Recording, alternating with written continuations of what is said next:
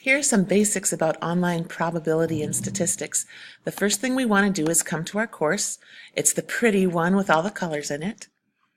When we open up, there's like my email and how to get a hold of me.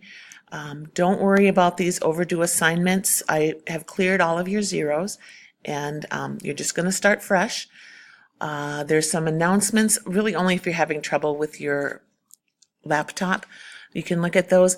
It's important here is an orientation from Mr. Jost. It's the same for all of your classes. Watch that if you haven't watched any's.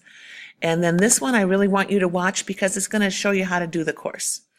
So it just pops up. There's me from back in August. And play this little video and it talks you through everything that you need.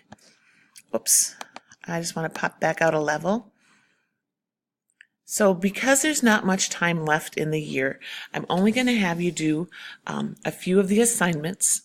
It's going to seem like a lot, but I need you to get through the first 2.5 units.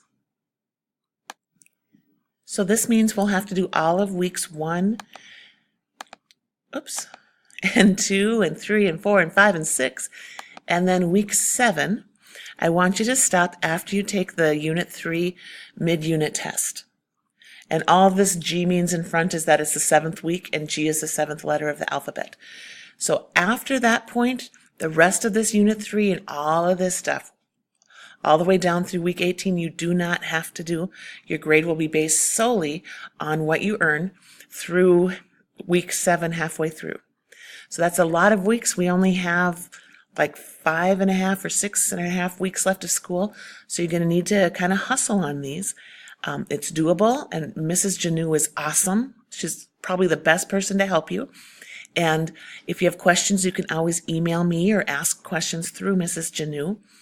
One thing I did notice is that you have done much of week 1 and you took all of these assessments. That's fantastic.